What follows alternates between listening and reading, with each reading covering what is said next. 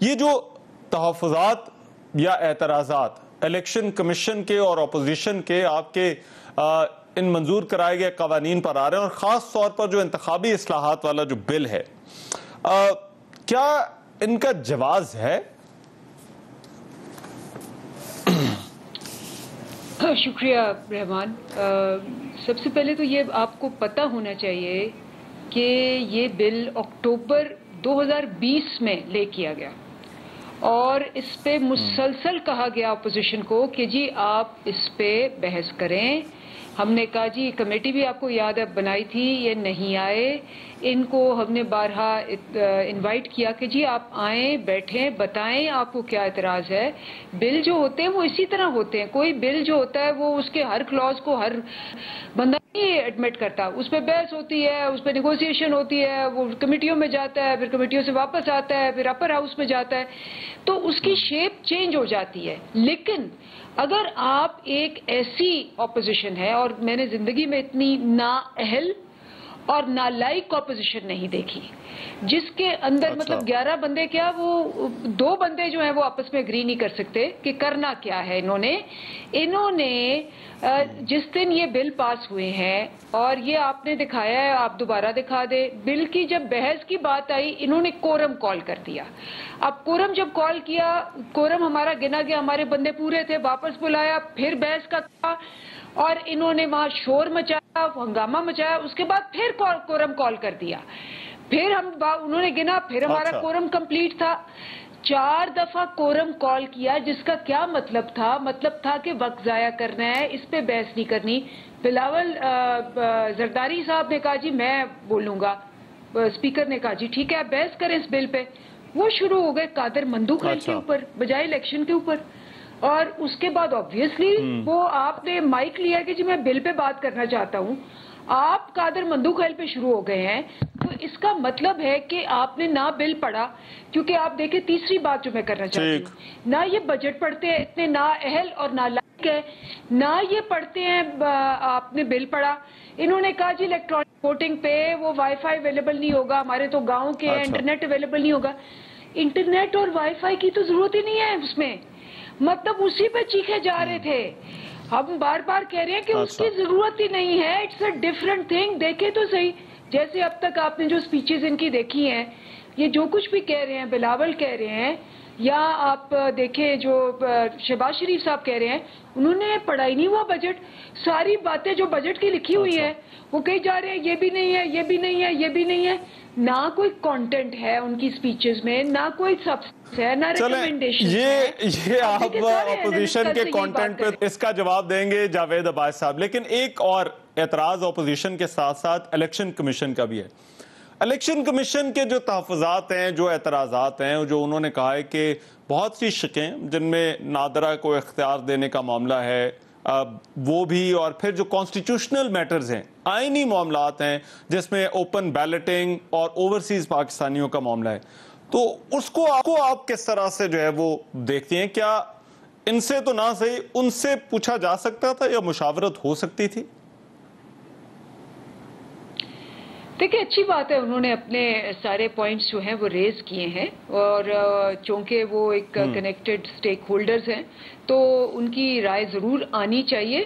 اور ہو سکتا ہے کہ اگر یہ اپر ہاؤس میں جائے تو وہ جو ذیلی کمیٹی ہے ان کی رائے اور بھی لے. اس میں کوئی حرج نہیں ہے.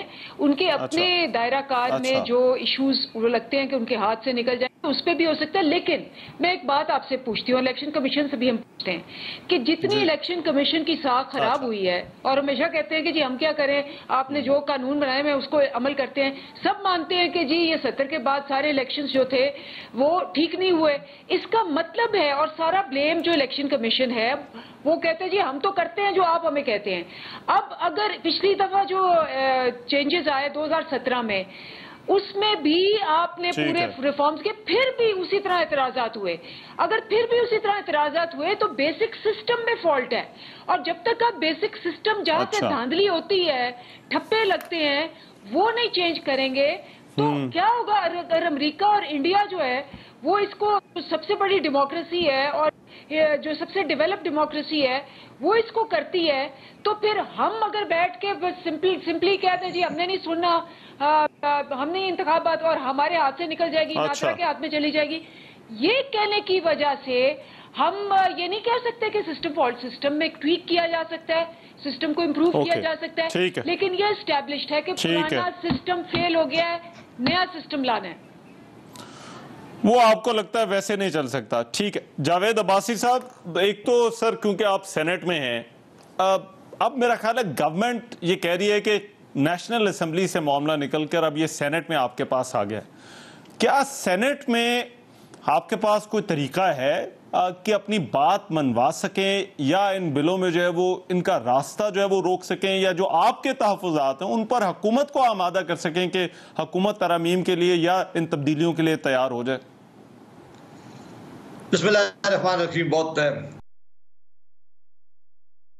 ایک تو اندلیب عباس صاحبہ نے جو ہمارے متعلق الفاظ استعمال کیے ہیں، یہ بڑی بدقسمتی ہو گئی ہے کہ جس پارٹی کا لیڈر اپنے ورکروں کو یہ سکھائے، خود بھی یہ استعمال کرے کہ بیٹھتے ہوئے دوسروں کو گالی کہو، انہیں برا بلا کہو، انہیں نکما کہو اور اپنے لیے بہت اچھائی استعمال کرو، تو یہ بہت بہتر ہوتا کہ ہم ان سے آپ پروگرام کرتے ہوئے ڈرتے بھی ہیں۔ آپ پہلے تو یہ صرف گالی دیتے تھے، اب یہ ہاتھ بھی چلاتے ہیں، تو اب یہ مہربانی کر کے ہمیں پتہ نہیں کہ کل ہم ان کے ساتھ پروگرام میں کس طرح بیٹھ سکیں گے۔ ان سے ہماری گزارش ہے کہ مہربانی کر کے آپ اپنا پوائنٹ آف ویو دیں۔ اپوزیشن کو جو ہے وہ لائکیوں وقت ثابت کرے گا۔ یہ جو لائق حکومت ہے، یہ بڑی باوقار حکومت ہے، یہ جو اس کی کارکردگی بہت اچھی ہے۔ پہلی دفعہ تاریخ میں ہوا ہے کہ آئین پاکستان نے الیکشن کا اختیار جو ہے وہ الیکشن کمیشن آف پاکستان کو دیا ہے۔ وہ ایک آئینی ادارہ ہے، وہ اسے کانسٹیٹیوشنل پروٹیکشن حاصل ہے، کسی سمپل لا سے وہ نہیں بنا، اور یہ ذمہ داری آئین پاکستان نے چیف الیکشن کمیشنر اس ادارے کو دی ہے کہ آپ نے فری فیئر امپارشل الیکشن ملک میں کروانے ہیں، اور اس کے لیے سارے اختیارات ان کو دیے گئے۔ یہ ایک ایسا قانون بنا کے لائے، تاریخ آپ بھی بڑے سینئر آدمی کور کرتے رہے، کبھی الیکشن کمیشن سامنے نکل کر اس نے حکومت کے سامنے اس طرح نہیں کھڑا ہوا۔ انہوں نے خط لکھا ہے، انہوں نے احتجاج کیا ہے کہ آپ وہ ڈرامہ کرنے جا رہے ہیں، آپ وہ معاملات امینڈمنٹ کرنے چاہ رہے ہیں جس سے آنے والے الیکشن کسی طور پہ بھی غیر جانبدار نہیں ہو سکتے، نہ فری اینڈ فیئر ہو سکتے ہیں۔ یہ میں نہیں کہہ رہا، یہ انہوں نے کہا ہے، اور ساتھ ہی انہوں نے کہا ہے خوفناک بات کہ آئین کی یہ 28 شاید ان کی سیکشن ہوئے جو انہوں نے کہا ہے کہ یہ آئین سے متصادم ہے، اگر یہ آپ کام کریں گے تو یہ آئین کی خلاف ورزی کریں گے، یہ آئین پاکستان کی خلاف ورزی کریں گے۔ اب اس حکومت کا یہ تماشا دیکھ لیں کہ جس کا چیف الیکشن کمیشنر وہ ادارہ جو آئینی ادارہ ہے وہ کہتا ہے کہ یہ امینڈمنٹ اگر ہو گئی، یہ اپوزیشن نہیں کہہ رہے، یہ پیپلز پارٹی نہیں کہہ رہی، یہ مسلم لیگ نون نہیں کہہ رہی، یہ وہ ادارہ کہہ رہا ہے جس نے کل اس ملک میں فری اینڈ فیئر الیکشن کرانے۔ وہ کہتے ہیں کہ اگر یہ لا پاس ہو گیا تو اس ملک میں فری اینڈ فیئر الیکشن تو دور کی بات ہے، آپ آئین کی خلاف ورزی کریں گے، اور آئین کی جو خلاف ورزی کرتا ہے اس کے لیے پھر کیا؟ مگر سر سینٹ میں آپ کیا کریں گے سر؟ اس میں آ رہا تھا، مہربانی کر کے اس میں آ رہا تھا۔ اب یہ معاملہ انہوں نے بڑی لمبی تقریر کی ہے، انہوں نے جس طرح یہ شرمناک قانون پاس کروایا نیشنل اسمبلی سے، یہ اگر ان کی نیت ٹھیک ہوتی، اگر یہ صاف ہوتے اور یہ چاہتے کہ اس ملک میں فری اینڈ فیئر الیکشن ہوتے، انہیں election laws senate of Pakistan national assembly میں انٹروڈیوس کرنے سے پہلے پارلیمانی کمیٹی بنانی چاہیے تھی اور اس میں لمبی ڈسکشن ہونی چاہیے تھی۔ اگر وہ کام نہیں کر سکے پھر یہ نیشنل اسمبلی میں ڈسکس کرواتے، ووٹنگ کرواتے۔ انہوں نے جس اجلت کے ساتھ اپوزیشن واک آؤٹ کر کے گئی ہے، جس طرح پاس کیا، اس کی کیا سنگٹی اس لا کی رہ گئی ہے؟ سینٹ آف پاکستان میں ہماری پوری خواہش ہوگی کہ ہم اس لا کو روکیں، اور اب تو ہمارے لیے لازم ہو گیا ہے، کیونکہ ہم نہیں کہہ رہے، اپوزیشن نہیں کہہ رہی، اب تو الیکشن کمیشن آف پاکستان ہم سے آگے بھی نکل گیا ہے۔ تو اگر جب وہ کہہ رہا ہے کہ یہ لا اگر پاس ہو گیا تو ساری یہ کرنے کیا جا رہے ہیں؟ بائی الیکشن میں کوئی شرمناک شکست ہوئی ہے، اب یہ الیکشن کمیشن آف پاکستان سے پاور لے کے نادرا اور دوسروں کو اداروں کو دے رہے ہیں جو ایگزیکٹو کے نیچے آتے ہیں۔ اب اگر یہ ان کا ماحول ہے، یہ کرنا چاہتے ہیں، یہ ان کی نیت ہے، تو کون ان کے ساتھ بیٹھ کر قائم کرے گا؟ اگر یہ لا سینٹ آف پاکستان میں انشاءاللہ رکے گا، اور اگر نہ بھی روکا، اس کے نیچے نہ کوئی الیکشن مانے گا، نہ اس کے نیچے الیکشن فری اینڈ فیئر ہو سکتے ہیں۔ وہ ادارہ ہی الیکشن نہیں کروائے گا، مجھے یقین ہے۔ سینٹ میں سر دیکھیں نا، سینٹ کے بعد اگلا مرحلہ جو گورنمنٹ جو ہے، ٹھیک ہے کیونکہ یہ سپریم کورٹ کے سر سینٹ میں اگر وہ ریجیکٹ ہو جاتا ہے، میں عباس صاحب سینٹ میں اگر وہ ریجیکٹ ہو جاتا ہے تو اس کے بعد پھر جوائنٹ سیشن کے پاس جو ہے وہ جائے گا، وہاں پر پھر گورنمنٹ کے نمبرز ہیں، تو پھر آپ کے پاس سوائے احتجاج کے اور کوئی راستہ ہے کوئی جس پر جو ہے وہ گورنمنٹ اگر یہ چاہے نومیریکل سٹرینتھ پہ یا پروسیجرلی دیکھیں تو وہ ایسا لگتا ہے کہ اس کو منظور کرا لیں گے اگر وہ چاہیں؟ تو آپ کے پاس احتجاج کے سوا کوئی راستہ اور ہے؟ یہ اگر طاقت کی بنیاد پر جیسے عددی تعداد پر کل اس سسٹم کو تبدیل کروا دیں، کہہ لیں فیڈرل جو نظام ہے جمہوری نظام، اس کے خلاف ہی ہم کھڑے ہو جائیں، وہ کہیں گے ہمیں یہ فیڈریشن کا جو نظام ہے اس کو ہم نہیں مانتے، تو کیا ایسا قانون کو اپوزیشن سپورٹ کر سکتی ہے؟ ہمارا کیا کام ہے کہ ہم نے نیشنل اسمبلی میں بھی مخالفت کی، سینٹ آف پاکستان میں بھی بھرپور مخالفت کریں گے، ریجیکٹ کریں گے۔ ہاں یہ کانسٹیٹیوشنل طریقہ ہے کہ جوائنٹ سیشن میں جائے گا، لیکن کیا اب الیکشن کمیشن کے اس لیٹر کے بعد، اب الیکشن کمیشن کے اس احتجاج کے بعد ان کے لیے کوئی رہ جاتا ہے، ان کی حیثیت کوئی رہ جاتی ہے؟ آج یہ کہاں کھڑے ہیں؟ آج ان کو اپنے آپ کو دیکھنا چاہیے۔ میں ذرا وہ الیکشن کمیشن کے لیٹر کو آگے بھی وہ جو چینجز ہیں نا عباس صاحب ان کو ذرا ایک ایک کر کے دیکھتے ہیں، کیونکہ اس میں 2-3 بڑے اہم معاملات ہیں اور یہ معاملہ ہی بڑا اہم ہے اس پہ بات کرنا، بٹ مجھے نفیسہ شاہ صاحبہ سے بھی ذرا ان کی ٹیک معلوم کر لیں۔ دیکھیں نفیسہ شاہ صاحبہ اس ڈیبیٹ میں 2 چیزیں جو ہیں ان کو ذرا ایڈریس کر دیجئے۔ نمبر 1، ایک تو گورنمنٹ یہ کہتی ہے کہ ہم نے پروسیجرلی ہم نے جو ہے وہ طریقہ جو ہے وہ ہم نے وہی اختیار کیا ہے، اور دوسرا یہ کہ اپوزیشن جو بات چیت کا کہہ رہی ہے، دس از پوائنٹ نمبر 2، کہ اپوزیشن کا جو موقف تھا وہ مجھے یاد پڑتا ہے کہ اس پر یہ بات جب گورنمنٹ نے یہ پروپوزل دی تھی تو اس وقت اپوزیشن کا موقف آیا تھا، اور آپ لوگ کیونکہ باہر جلسے بلسے ہو رہے تھے پی ڈی ایم کے، تو اس وقت یہ کہا گیا تھا کہ کوئی بات نہیں ہو سکتی حکومت سے۔